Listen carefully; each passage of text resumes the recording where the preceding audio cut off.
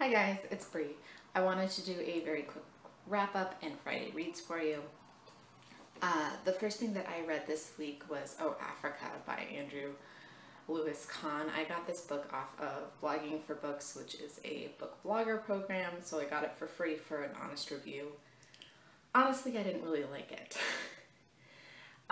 It's about a pair of brothers who are in New York and they're making films, and they've been mostly known for comedy, and the older brother is kind of a lech.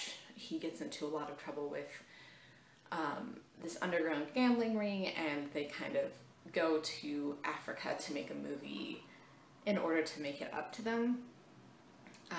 It's a movie that's going to be kind of incendiary and all about the slave trade, which I think is an interesting premise.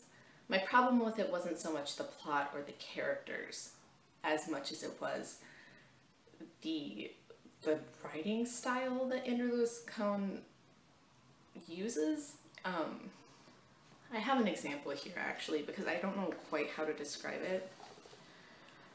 But every page he would write something like,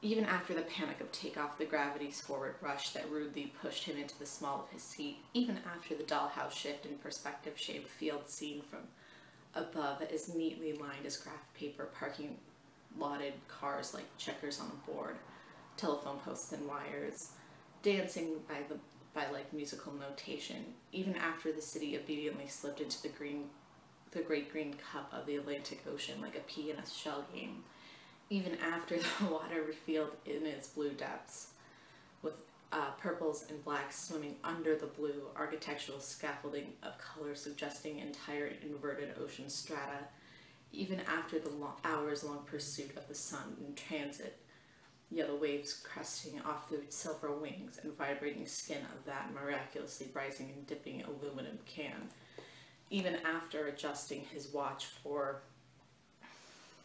the time difference, entire hours of terrestrial existence impossibly lost in atmospheric transfer, even after taking up temporary residence in the Empyrean, even after accepting the invitation to feast upon heretical messages of clouds, Izzy found himself still sadly, irrevocably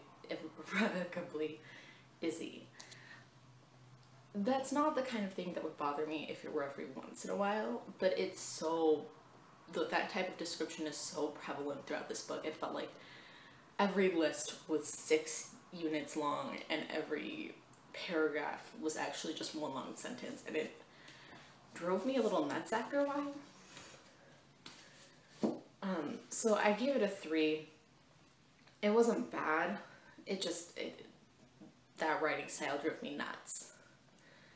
And then I am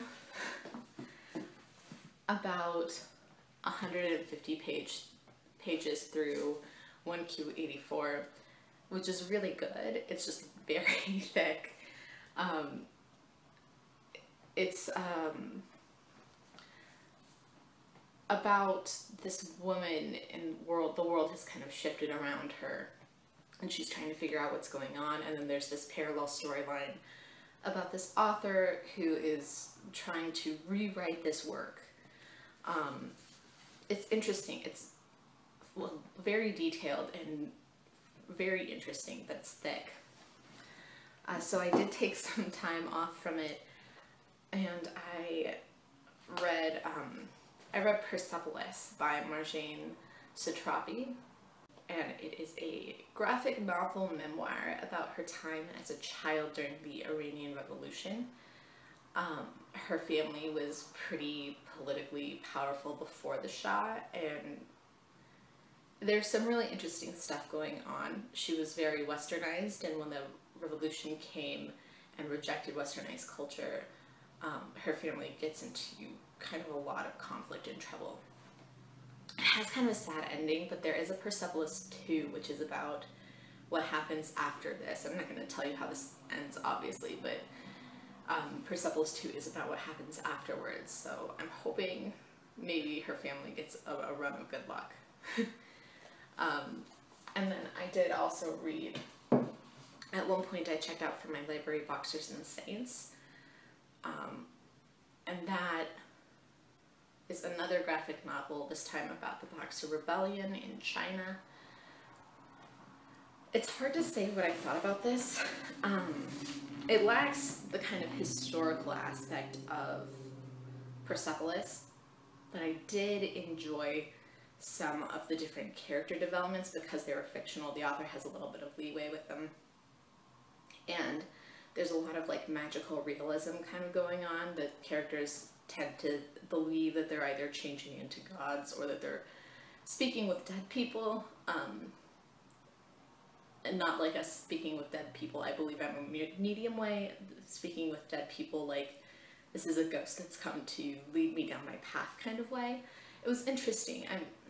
I gave it a 3, but only I think because I'm not really, I was hoping for a little bit more historical information in it, and I felt that was kind of an aspect that was lacking that really was kind of important to the story. So let me know what you guys are reading. I did also pick up a Clockwork Orange on audiobook for my drive this weekend. So I will let you know later in the week what I thought of that. I'll talk to you guys later. Bye.